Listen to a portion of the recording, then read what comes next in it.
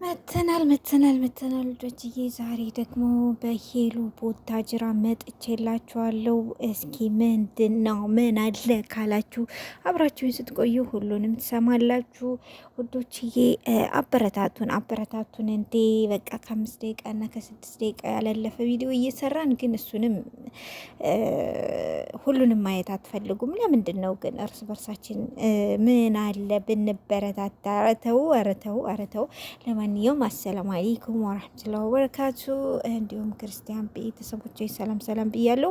እንዴት ናችሁ? አማን ናችሁ? ፒስ ናችሁ? ሁሉ ሰላም፣ ሁሉ መልካም ከኔ ጋር አልሐምዱሊላህ። ሁሉ ሰላም፣ ሁሉ መልካም። ሀገራችን ሰላም አላህ ያደርግልን። ዞሮ መግቢያችን እያልኩኝ ወደ ሀሳቤ ስመለስላችሁ ላይክ፣ ሼር፣ ሰብስክራይብ ማድረጋችሁን አትርሱ። ያው ይቅርታ በወቀሳ ስለጀመርኩት። ለማንኛውም እንግዲህ ዛሬ በሄሉ ቡታጅራ መጥቼላችኋለሁ። ሄሉ ቡታጅራ ምን ላይ ናት እንዴ? እኔ እኮ ልሰራባት እያልኩኝ እስኪ እንዴ ከነገ ዛሬ ምናልባች እንዴ የውሸት ነው ምንድን ነው እያልኩ እያለፍኩ ነበረ። ያው በባለፈው ከማንጋ መሰላችሁ?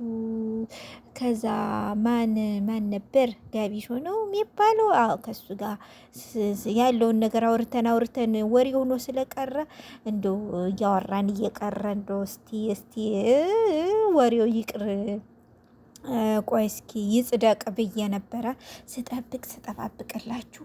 አሁን ደግሞ እዴ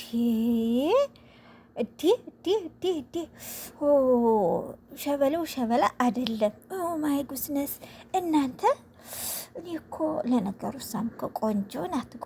ምን ይወጣላታል? እኔ ቆንጆ እሷም የሌለ ነው። ይሄኔ ቅርጿ ያምራል፣ መልኳ ያምራል። ደስ የሆነ የደስ አላት። ስለዚህ ይገባታል። ቆንጆ የብረት መዝጊያ ነው። እና ሄሉዬ ምን እየጠበቅሽ ነው? አይ እንደዚህ ደግሞ ሚዲያ ላይ ፍቅር እየተጨዋወታችሁ በኋላ እኛም ስናራግብ ከዛ በኋላ ደግሞ ሳናስበው በቃ የሆነ ችግር ትፈጥራላችሁ። ስለዚህ እኔማ ሊያመልጥሽ አይገባም ሄሉዬ ማለት ነው። አንተም ልትተዋት አይገባም። ሞዴሊስት አይደል እንዴ? ሞዴሊስት የት ነው ግን እንዲያው የምትመለምሉት? እኔ እኮ እንዲያው እናንተ ቡታጅሮች ግን እንዴት ነው ግን ምልመላሌ እንዴት ናችሁ? የሌለ ነው ሯ ነው የሚባለው። እና ሄሉዬ እኔ እንጃ ተይ እንዳትቀሚ። ያው ከመቀማትሽ በፊት ምንድን ነው ጠቅለል ብታረጊ ባይሻልሽም? ይሻልሻል። እኔ ተናግሬያለሁ። እኔ በኋላ የለውበትም። ያው እንግዲህ እኛ እናይና ማለት ነው ይገባችኋል አይገባችሁም፣ ተስማማላችሁ አትስማማም የሚለውን እንትን እንላለን፣ እንፈርዳለን ማለት ነው። ከዛ ደግሞ እናንተ ደግሞ እውነቱን አፈራርጡት። እነ ሄሉዬ ይሄ የብረት መዝጊያ ነው፣ ሞዴሊስት ነው፣ ቆንጆ ነው፣ ወንድ ነው። እኔማ ሞዴሊስት ውድድር ገብተሽ በዛው እንዴት ነው አገኘሽው እንዴ? እኔ ብቻ ከይን ያወጣልሽ። ያው አንቺም ቆንጆ ነሽ። ቆንጆ ደግሞ ወንድ ደግሞ እንደዚህ ቆንጆ ሲሆን ከባድ ነው። ያው ፈተና ነው።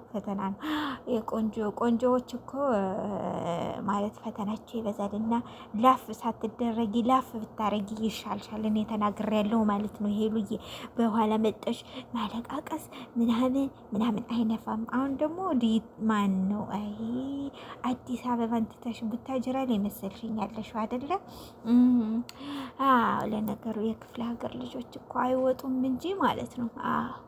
አይወጡም እንጂ ከወጡ እኮ ሸበላ ናቸው። ግን ሚዲያ ላይ ብዙም አይወጡም። ተደብቀው ነው ያሉ። በድብቅ ናቸው። እና እኔ እኮ የተደበቁትን ሸበላዎች ቆነጃጅቶች እንደው መዘዝ እያደረጋችሁ ስታወጡት እሱ ቡታጅራ ያላችሁ ዩቱበሮች ትገርሙኝ ያላችሁ ማለት ነው። እኛም ቆይማ እንዲው አገር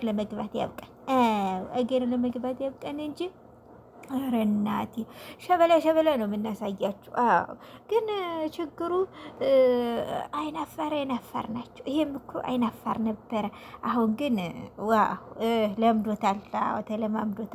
ያው ትንሽ ምንም ሶሻል ሚዲያ የማይወጣ ሰው